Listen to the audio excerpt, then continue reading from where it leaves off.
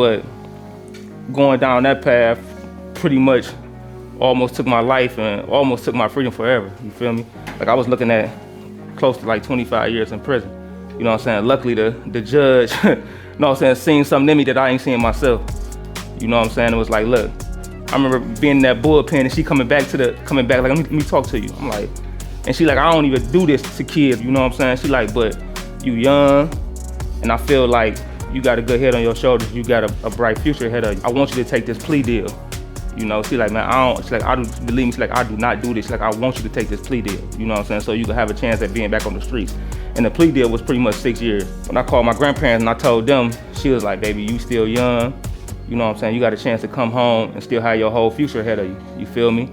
And I was like, all right, bet, I'm gonna go knock this out and come back home. But at first, like I said, I was young and I was still wild. So when I got inside the prison, I was just like still doing the same stuff I was doing for a minute until I was like, man, got the feeling like I pretty much let like my whole family down. I pretty much let me down. You know what I'm saying? And I was like, man, you know what? I gotta do something different.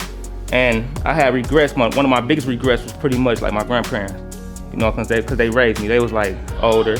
In my head, I'm like, man, dad, I might not even be able to come home and see them because it's a slim chance that they might not even still be living. So I'm like, dad. So I'm like, man, you know, I just got to pray every night, like, man, God, listen, if you let me make it home to my grandparents still living, like, I'll do whatever it takes to pretty much change my life around. So I came home, you know what I'm saying, 2011, man, and my grandparents still living. My grandfather was actually on his deathbed, you feel me? Like, he ain't really had no time to live.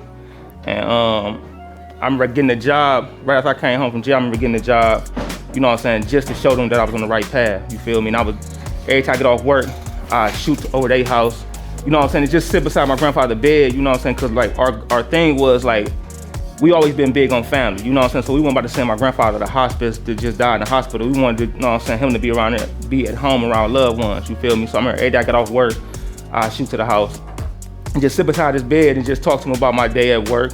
And you know what I'm saying, like different goals I had and what I wanted to accomplish. And I remember his last words to me was like, I'm proud of you. And that's all I really wanted for real though. But that set the fire for me, just stand on that right path and just doing whatever it takes to make not just myself proud, but my family proud, my grandparents proud, you know what I'm saying? And just have a name that they can be proud of, you feel me?